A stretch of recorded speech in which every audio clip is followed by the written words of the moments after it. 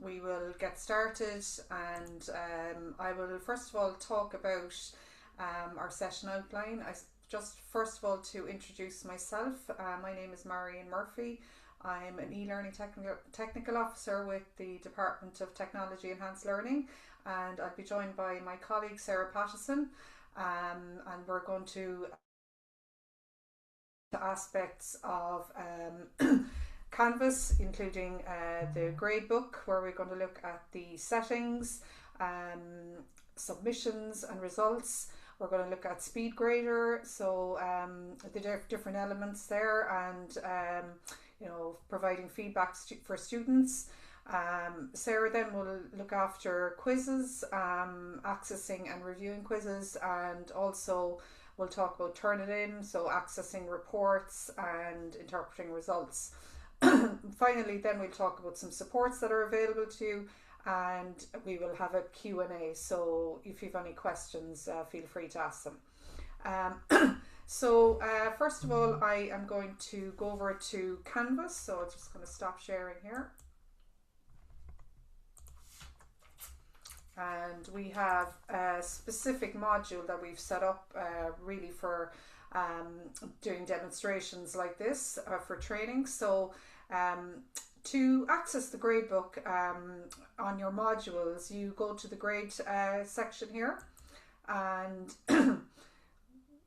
you can see really, I suppose, an overview of kind of what's happening in your module then as regards students and grading, etc. So I'm really just going to do a kind of a tour around here just to kind of show you the different elements. So on the left hand side here you have your student names, list of students. So really you don't need to do anything as regards adding students to modules, that's all done automatically. The student, once they're registered on the module, will be added here in this area.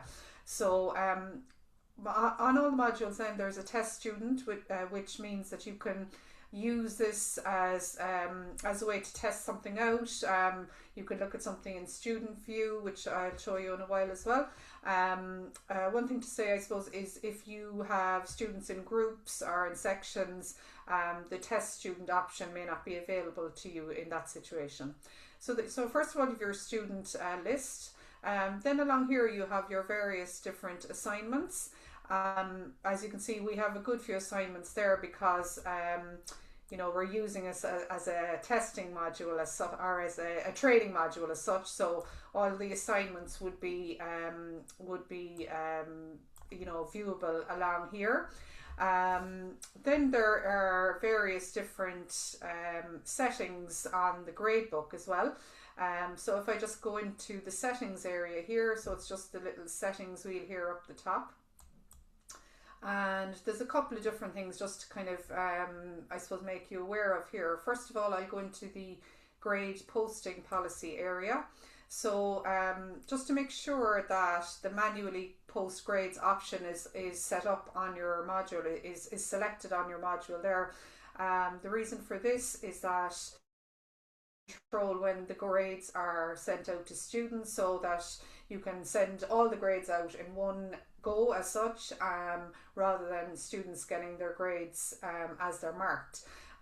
So just make sure that that's selected there, and if it's not selected, just select it and then select down on the bottom here, apply settings. So just to make sure that that's set up.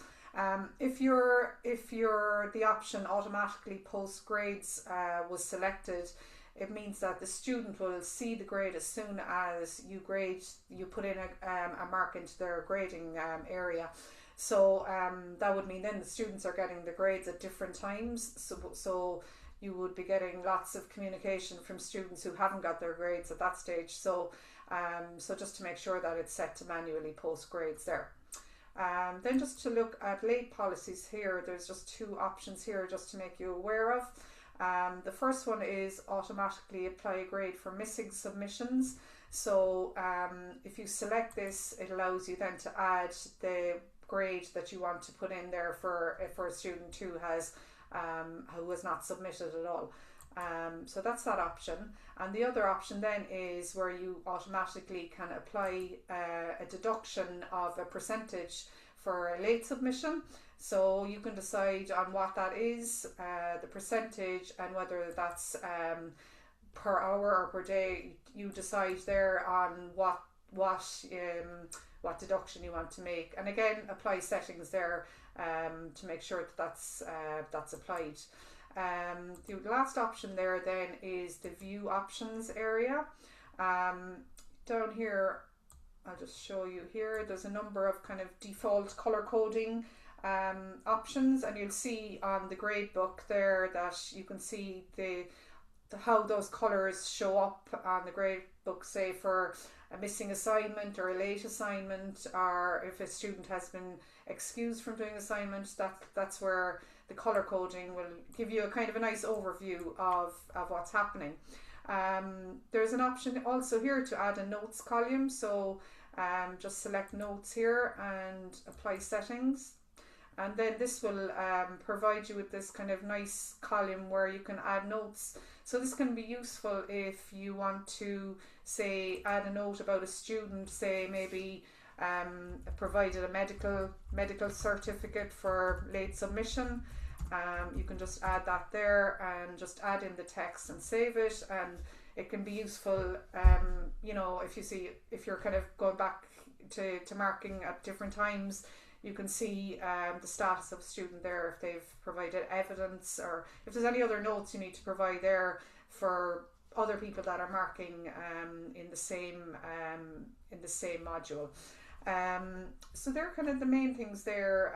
I'll come back to the Gradebook in a while for posting grades, but now what I want to do is I want to go into one of the assignments and just to talk about the different options for adding feedback. So I will just go in here. So you basically just go to the assignment that you want to start marking, and you just go to the top three dots on the assignment here. A load of options will come up, and then you just select Speedgrader, and that will bring you into Speedgrader there. Now, can you see Speedgrader now, Sarah? Yeah, I can see that. Okay, perfect. Okay, so I'm just moving my little video box. Okay, so first of all, just to kind of show you just a little bit of a tour around the Speedgrader as well. So up the top right here you have your student list, and there's a few things just to look at here. First of all, where you can see the student's name is provided and there's a green tick after it, means that the student has submitted and you've marked the work, so that's all good to go there. Where you have a student where you can see a student has submitted their work, the orange dot there signifies that it hasn't actually been graded yet. So it's a kind of a quick and easy way to see where you're at with the marking. If a student is grayed out, it means that they haven't submitted. So good to keep an eye on those as well. So that's your student list. Then down here, so if I just go to, actually I'm just going to go to my own name as a student here.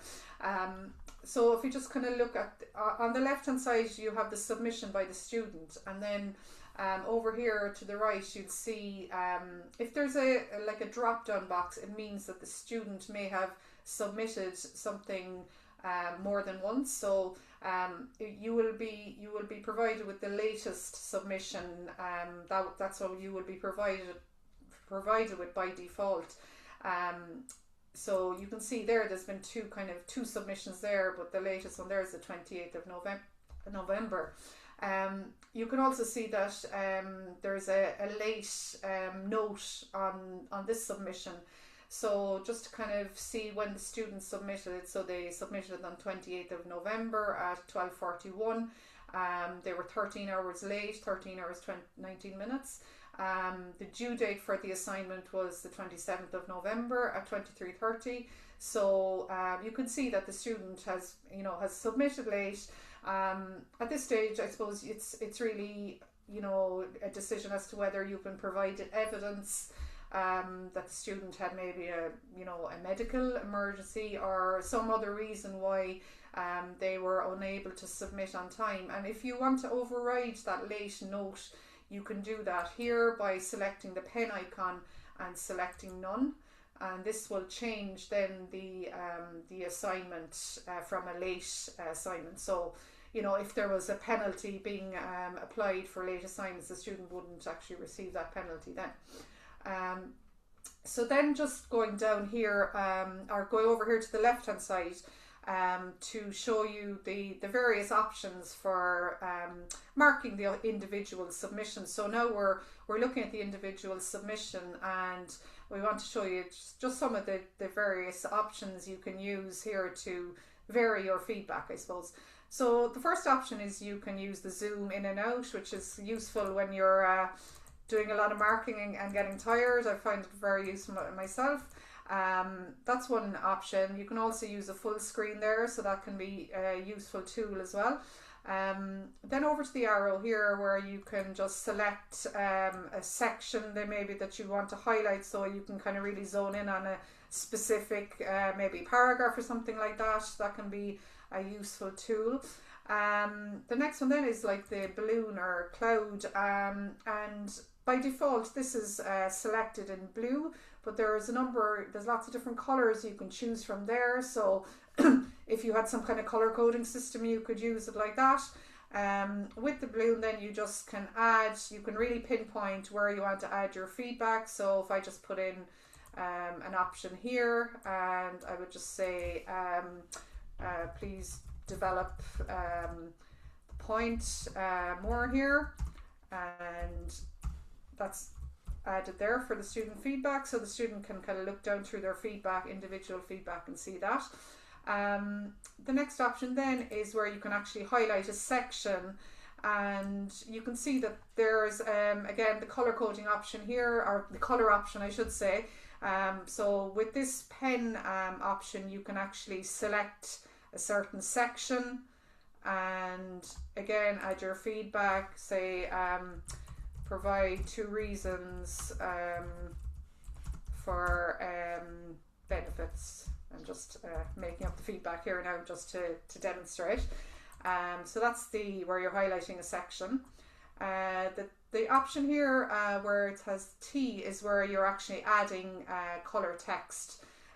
So if you wanted to kind of just put a note here, you can add that here. Please add citation again. So again, you're kind of, it's up to you really, but it gives you lots of options. The next option there is the strike through option. So if you want a student to remove a certain phrase, you can just do that and add a comment.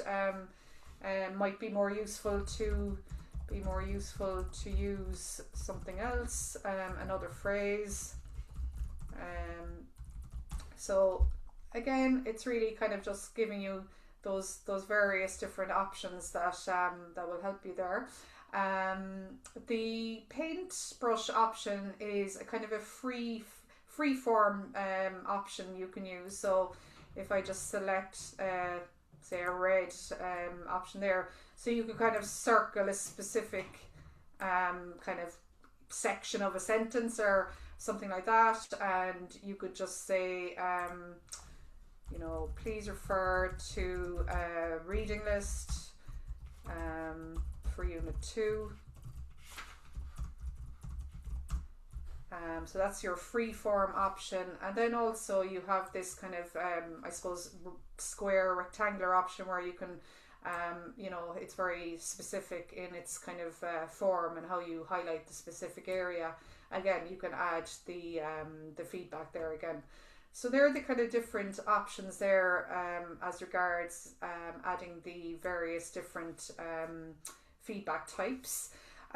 So then if we're talking about adding general feedback then, so once you've kind of done your I suppose individual feedback, then you have the option to add a general comment down here in the kind of the main comments area. There's an option here up on the right hand side. You might have seen this option where you can actually add your own specific comments, a comment library. So you can add your comment there. We'll just say add comment, and then you can just add it to your library. So it might be useful where you want to provide certain comments back to students on certain grades. Just to say that once you select something from there, it will override anything else that's in the comment box. So you kind of can't combine feedback that you've written and something from the comment library, just to note that as well. The other options are to add comments are the speech to text option. So if I just select that, so this box then will show up, and you just need to select the red option, and that will start recording your voice then. So I just do that quickly.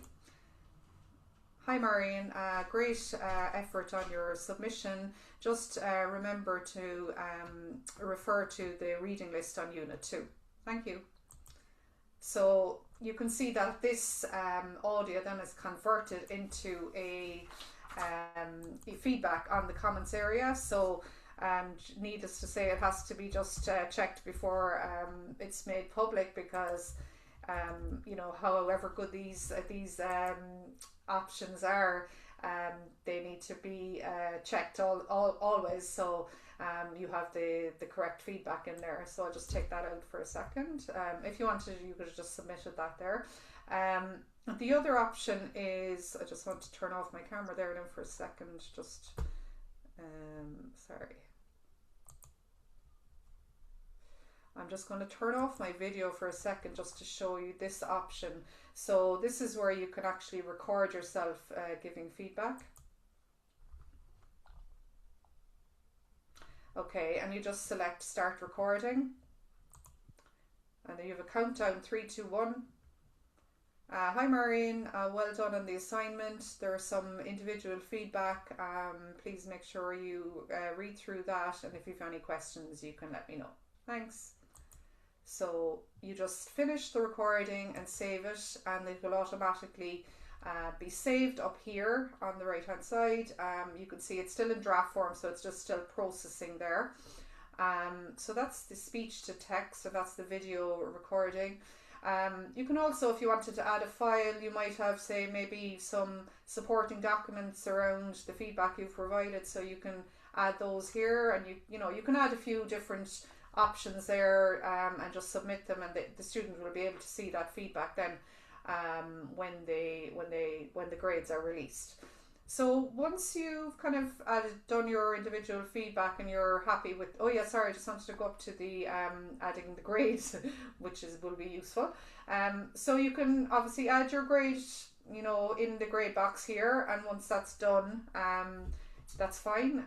The other option you could have, there may be a rubric set up on your module, or you may have set up your rubric. So in that case, you would go into view rubric.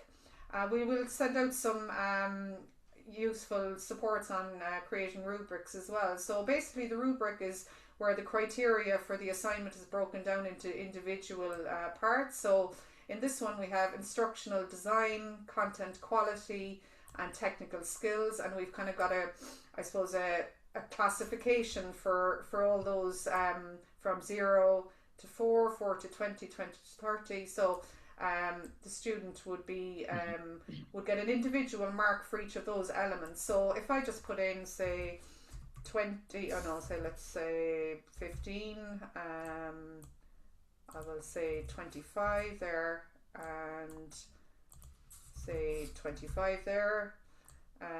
So you can see that the total there is 65 out of 100, and if I save that, the mark then is automatically added to the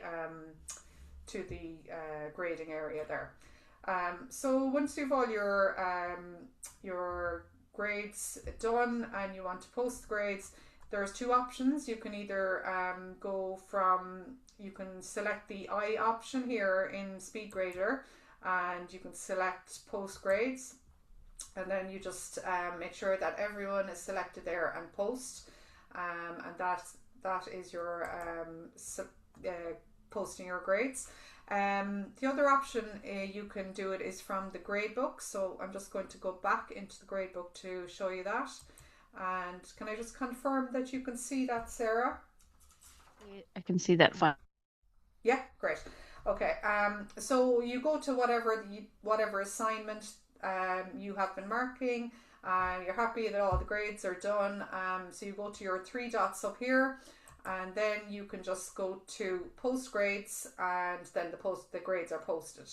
So this is your overall grades posted. So this is the grades posted. So okay, so I just wanted to just show you then on if you wanted to communicate with your students after the grades have been posted, you can select here message students who, and it gives you an options then to communicate.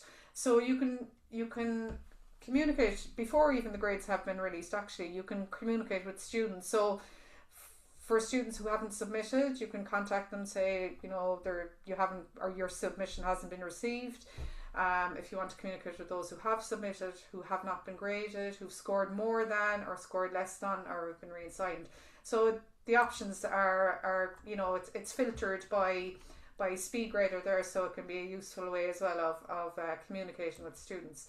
And just the final thing I wanted to show you there is that you can export the gradebook here.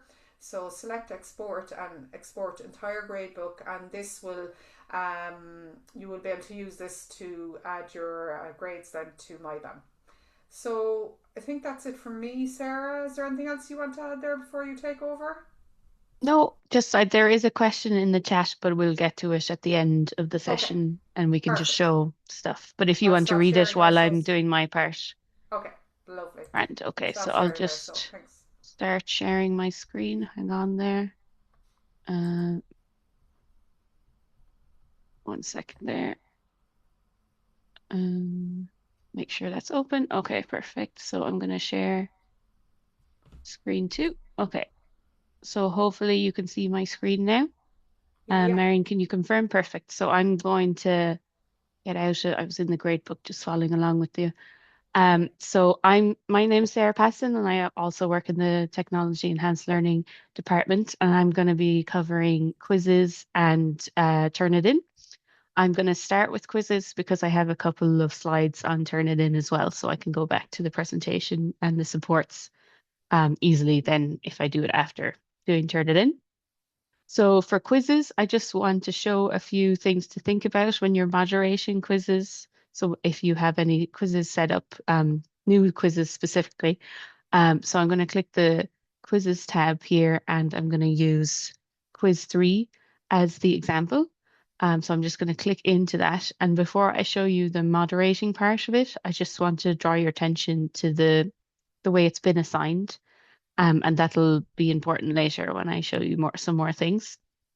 So this quiz has a due date, an available from date, and an until date. So if you don't have if you have quizzes coming up, it's important to understand what all these mean.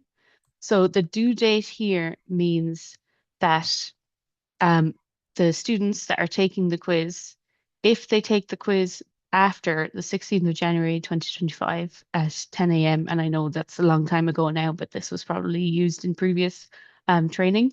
If they took the quiz after that time, they'd still be able to take the quiz, but they would be marked as late. So it's really just for you for tracking, thinking, okay, this person finished the quiz late. The available from part is basically when the quiz is available. So you can make the quiz weeks before it's actually due to take place and have it all ready. But your students won't be able to open it and start taking the quiz until here it's the 15th of January at midnight. And then the until part is how long the quiz is available to be accessed by your students. So that's not quite the same as the due date because you can still access it after the due date. So the until means here is the 16th of January at 1 minute to midnight. And if a student logged in at midnight, so 1 minute later, they would not be able to access that quiz. And that can be a problem when you're trying to give students accommodations. So it might be an idea to actually not use the until part on your quiz. And I can talk a little bit more about that when we get into the moderation piece. So I'm just going to click build, and that's how you get to the moderation part of the quiz. And then you click moderate. So this quiz, just before I click the moderate button, this quiz has 3 questions. The first 2 are multiple choice, so they would be auto corrected by Canvas. And then the third one is an essay type question. So you, the lecturer, have to go in to moderate it and decide whether it's correct or incorrect, whether they'll get a score for it or not, basically. So you just click moderate here. And then you'll see, since this is a training module, we just have 3 students on it that have been assigned this quiz, and we just have 1 student that's taken it. So when you're going through each student to check how they've answered the quizzes, you click on their attempt. So I'm going to click on Marion's attempt here, and that's going to load up. And you'll see for the first 2 questions, Canvas has auto corrected them for me. So you as the lecturer don't have to do anything for this. It'll just be auto corrected. And then the third one, because we've done training on this before, it has been corrected for me. But you can see there's a tick and an X here that are available to me that isn't available on these other questions. And that's because this question has to be manually marked by me, the instructor. So I read the question and the answer, and then I decide, okay, that's correct. And I can click tick, or I can click X. And when I'm happy with that, I just click update. And then that student has been fully graded for that quiz, basically. I'll go back now into the quiz again, and back to moderate. And one thing you might need to do is give students accommodations. So this could either be because that you have some disabled students that need a bit of extra time on a quiz, or maybe a student had internet issues, or like, a legitimate reason that they need extra time or another go at a quiz. So to add the accommodations, you use this pencil icon here. So I'm going to click that. And you can see there's a few options here. So you can reopen the attempt for the student. You can give them additional attempts, and you can give them additional time here. So I had already set it just while I was practicing to give Marion an additional hour. You can set it to none, or you can remove the time limit. And removing the time limit will, in theory, allow the student to take as long as they need to complete a quiz, basically. But if I just say give additional time and 1 hour to Marion, then she should be able to then spend an extra hour on the quiz. Um, and just to note, why I was talking about the until feature in assigning the quiz is actually about that. So the until date overrides any accommodations you might put in. So if she's using her extra hour, but it's after, what time was it? This time, then she won't be able to access the quiz. So I would actually recommend that people clear this and don't have an until time for a quiz. And instead, if I go into the build, because I'm sure you still want to stop people from being able to access the quiz for a long time, you go into the settings tab instead, and you can put a time limit on it instead and say, okay, anybody that starts the quiz, they'll have 1 hour to complete it. And then if you give anyone accommodations in that accommodations, the pen icon I showed you, that won't be overwritten by that. That will be added to that 1 hour. So that's just a bit handier. You can maybe use the until feature if you want and just have more of a buffer on it. And so, anybody that's got accommodations also will be able to complete the quiz within that time frame. So that's basically it on quizzes. We do have other resources if you want information on creating quizzes. We don't really have time in this session, so we'll send those on to you.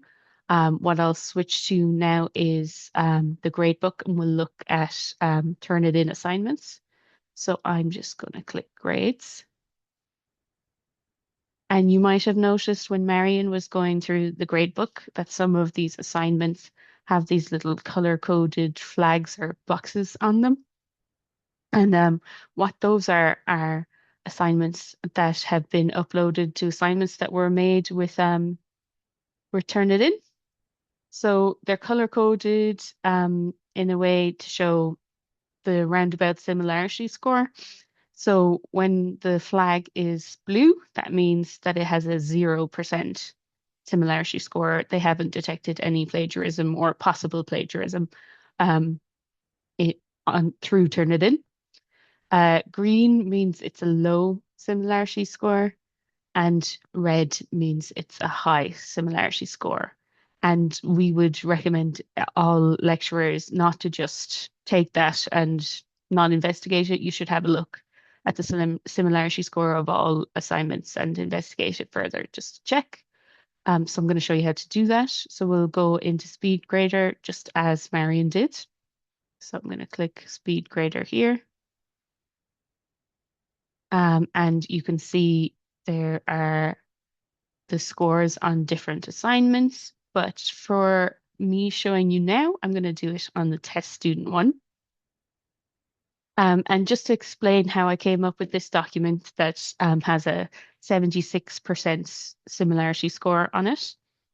What I did was I took something I've written myself, a blog post about writing a chapter of a book, and I pasted in some of that to this document.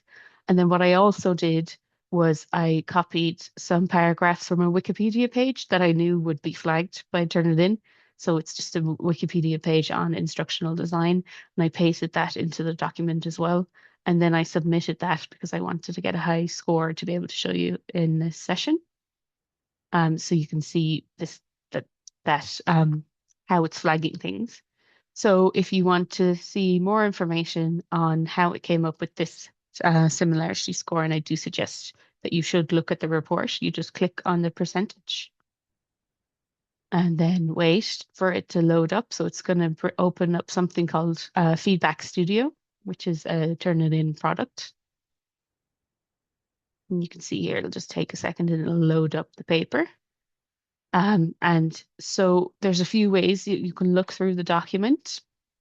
One way is you can just go through the documents itself, and it's flagged all the possible cases of plagiarism. So you can just click on them and it'll give you more information on that particular match. You'll also notice, so here this one is listed as 1. And if I scroll down, there's 1 again. And that's because it believes that this piece of text and this piece of text are coming from the same source, and it's correct about that. And then the same with number 2. Anything linked with number 2 they think is from the same source, etc. Now, when I was doing this preparing, I expected to get a bit of a lower similarity score. But what happened was, and this is something that's actually important to point out to you, was the paper that I wrote myself, the blog post that I wrote myself, flagged up as plagiarism too. And that's because I had previously uploaded it to Turnitin, probably for testing purposes in the past, and forgotten about it. And that means it was already in the Turnitin repository. And that's something to note because maybe you, for your assignments, you might have a test assignment that you do with students where they can upload a paper maybe before it's done, just to test out using Turnitin. You might have a test assignment. And if the papers are stored on Turnitin, then they might, when they send in their final paper, they might get flagged against themselves, against their own work. So if you are doing like test assignments where people can upload their work, you just need to make sure that you change the settings, and I'll just show you how you would do that. So if I go into the assignment itself, and I'm not going to actually edit it, I'll just show you what you would do. I'll click edit. So when you're setting up a test assignment, just make sure that you don't store the submitted papers, and they it won't flag against themselves. Like, so if they upload the same paper later, it won't be flagged because it's not being stored. And then when you have a final assignment, you do want it to be stored, basically. So I hope that makes sense.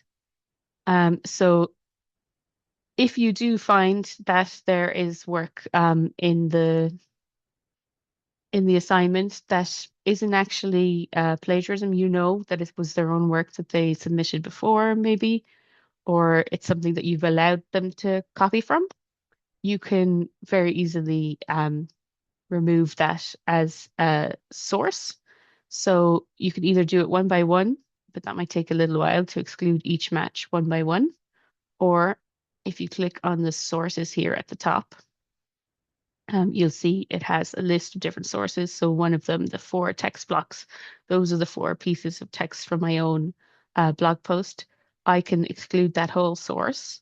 So if I click exclude source here, now it's gone from here. It's not being highlighted anymore. And my similarity score has gone down to 48%, which seems more accurate because everything I'd wrote myself, but then the rest is from Wikipedia. As you can see, it has picked up that it's from Wikipedia and some other Wikipedia related sources, basically. If you decide, actually, I don't want to exclude that source, I want to include it back again, I made a mistake, you can just click the one exclusion here and you can include it again. You could also go into filters and filter how it's comparing submissions. So if you selected the student database, so that's the database of all MTU stuff that's been uploaded. If you select that, then again, it's going to get rid of the thing that I submitted myself previously. Or you can keep that in. You can also exclude bibliography or quoted text and things like that. So hopefully that makes sense. And you can just see, you can go through it that way and exclude one by one or exclude entire sources. And you can see here there's match groups as well, just so you can understand how it's been matched. So here it was 13 not cited or quoted. And again, we have another recording from a bit earlier this year that goes into this in a bit more detail that I will be sending out. But I will just show you a couple of slides on this as well. So I'm just going to switch back into the slide deck. So 1 second there. Okay. So what to do if you think there's been an instance of plagiarism.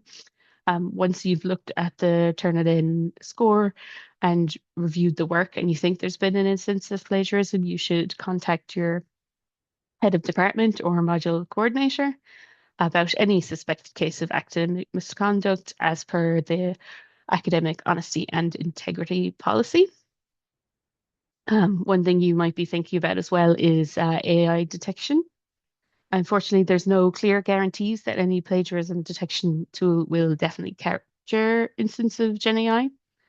From my own experience as well, I've done some testing with some of these online detectors, and they're not very accurate because there's no like watermark on generative AI content, and also students could just reword content and then it's really not going to be picked up. So we can't guarantee 100% certainty with these tools at the moment anyway, but we are doing testing on these tools. We do ask people to consider to set clear AI assessment parameters, alternative forms of or tools for assessment, highlight the presence of Turnitin with your students, focus on process of assessment, and talk to your students about generative AI use. So then finally, I'm just going to go over some of the supports that we have from TEL and also other supports that you can use. So Canvas themselves have 24/7 support. So if you click on the help button on Canvas, it's always on the screen when you're using Canvas. There's two things you can do. You can submit a ticket to Canvas, so that'll send them an email that they'll get back to you, or you can talk to them through web chat. Personally, I find if I have something that's quite important that I want them to get to, web chat is probably best because they'll get back to you that you're talking to a person alive. But if it's something, maybe you have a general query that you don't need them to get back to you immediately, then submitting a ticket is fine as well, and they're usually back within a day or so. Then for local support, you might have heard that IT services have a new ticketing system now called Ivanti. And it might be hard to remember the MTU AMC AvantiCloud.com link. So instead, an easy way that I find to get to it is to use the My Apps page. So we use My Apps to access a lot of our apps here in MTU. So you just go to myapps.microsoft.com, and then you can access it from there. You'll see here there's the IT service desk icon here. You can click on that and then you can submit tickets to them. The kind of tickets that you'd submit to them and not to us when they relate to Canvas or even Zoom would be authentication types things. So if you can't literally log into Canvas or can't log into Zoom, then they would be looking after that because they would be in charge of SSO and that kind of thing. But if you have issues with something within Canvas that you can't get working or you're not sure about, you can contact Canvas or you can contact us. And our email is edtech@mtu.ie, which I'll show at the end anyway. We have our department website as well, which is tel.cit.ie, and it has the links on it for those two other things. You don't have to remember these links, but we will send everything out in the email. So we have our staff guides that cover a lot of what we've covered today and other topics, and our YouTube, which is where this video will be shown, along with all of our other training once we've edited it. Yeah, and that's about it. So yes, our email is edtech@mtu.ie.